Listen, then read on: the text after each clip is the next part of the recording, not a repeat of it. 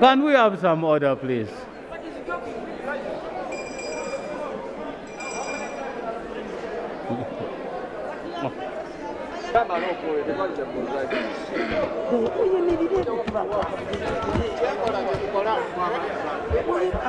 Thank you, Right Honourable Speaker, for your kind indulgence, Right Honourable Speaker. Right Honourable Speaker, these are the kind of situations, as leaders of our people, we try to avoid. When I saw the Right Honourable Prime Minister come here, I had a warmth in my heart that finally mother is around to speak to the country. I was disappointed, of course. She's excusable. Surely she did not know what was obtaining. Right Honourable Speaker, the Attorney General and his statement is most disturbing. I'm only learning here that the Attorney General has a new constitution to which we are not privy, and therefore he can circumvent the position of the law and submit that, they will be produced. We have the 48-hour rule, Right Honourable Speaker. Right Honourable Speaker, I heard you clearly, and you're right. When somebody makes a wrong, you do not join them to commit another wrong. Yes. That should be the limit. And between citizens and an eternal criminal state, the parliament is the firewall. And on my side, Right Honourable Speaker, I am constrained. I am a very good listener and very patient. Here, the head of government business.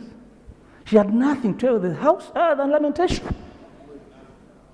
The Land Attorney General, a senior at the bar, is being legally scandalous, Right Honourable Speaker. I can't certainly this. In the circumstances, Right Honourable Speaker, I would like to join you in not joining illegality. The biggest statement that a criminal state must receive today, that this should not happen again, and in the circumstances, I am constrained to continue leading my team, Right Honourable Speaker, in these circumstances, because you are mimicking the truth from the front bench. Right Honourable Speaker, I am afraid I'm out of this lead of this side, because the head of government business has no business to communicate on my side. The rights of citizens are being abused. The Attorney General believes that it's at his discretion to say they'll appear. A member was complaining, he's sick, he's ill. The Prime Minister believes that his life is in the future, he will be taken to hospital or whatever at some stage. Right Honourable Speaker, I submit, I am constrained, I have no choice but to withdraw my team from this vulgar debate.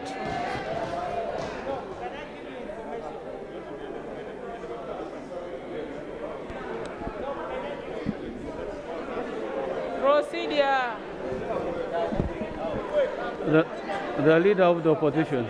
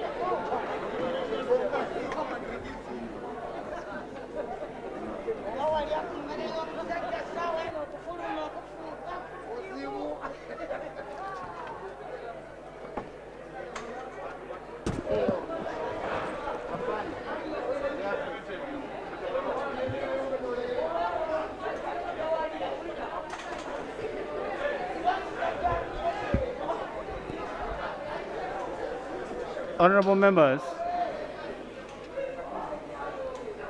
can we have some order?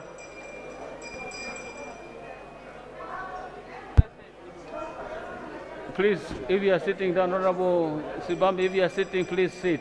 If you are not,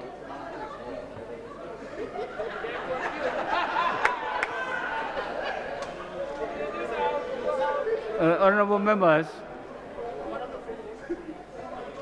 as part of the rights of any member of this House.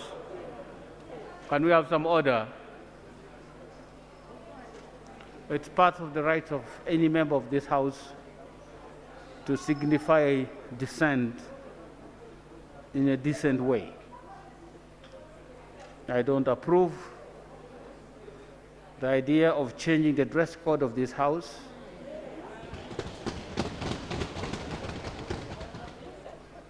But I'm in no total, I'm not in any disagreement with the act of walking out.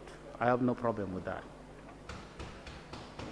It's part of the expression of dissent that is permitted, that if you are not very happy with the situation, you can walk out. Because the option would be to stay and become problematic. So I applaud the leader of the opposition for his leadership, that he has led his team out of the chambers of this House without any drama, with the exception of the change of the dress code of this House.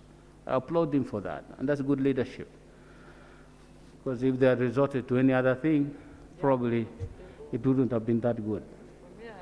And also applaud you for staying calm even when things begin to get rather heated. That should be the spirit in which we handle this business. If you disagree with the processes, you can walk out. That's acceptable. But the cause of the dissent must be put on record. Honorable members, it's problematic. When each time we find ourselves in this situation, it disturbs even the presiding officers. There are things that should be avoided. The Constitution is clear, and all the supporting laws made under that Constitution are clear about processes and procedures. Correct. Why flout them? Correct. Just why flout them? What is the emergency? Why flout them? Because when you do, we end up like this. And you give people with bad intent the excuse to do the things they have been longing to do.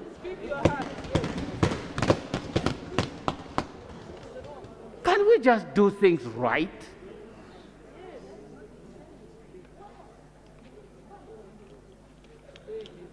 Today I was talking to some group of people, and I told them the biggest problem that we have in this country is our technical people stepping down directives from top officials of government. When they say do this, instead of assessing what can be done within the law, they just rush and do it. When the president says no border borders on pavement, in the evening they deploy police to start beating border borders on the pavement. And yet what the president has stated is a policy direction, which must be stepped down by the policy people. What is the import of the president's statement that there should be no border borders on the pavement? It simply means create another lane for border borders. This process should not be done by evening, so that you clear the pavement. But in the evening, we deploy police, we start beating border borders. And that's exactly what is happening in this situation. There might have been instructions that do the following, and then you go and do it the wrong way. Technical people must learn to step down instructions that come from their leaders in terms of being implementable within the law.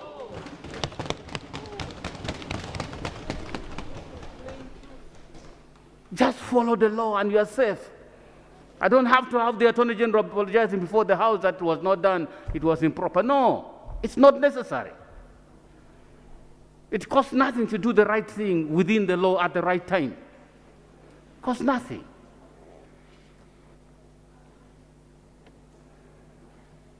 So here we are, honorable members.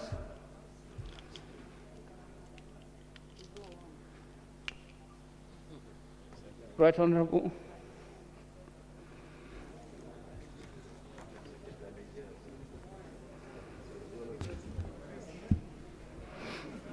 Right. Right Honorable Speaker and honorable colleagues, allow me to say thank you, Right Honorable Speaker.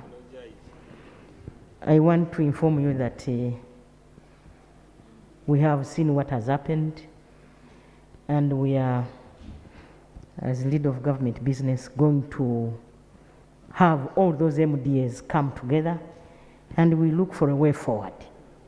Thank you so much, Right Honorable Speaker. House adjourned tomorrow 2 o'clock.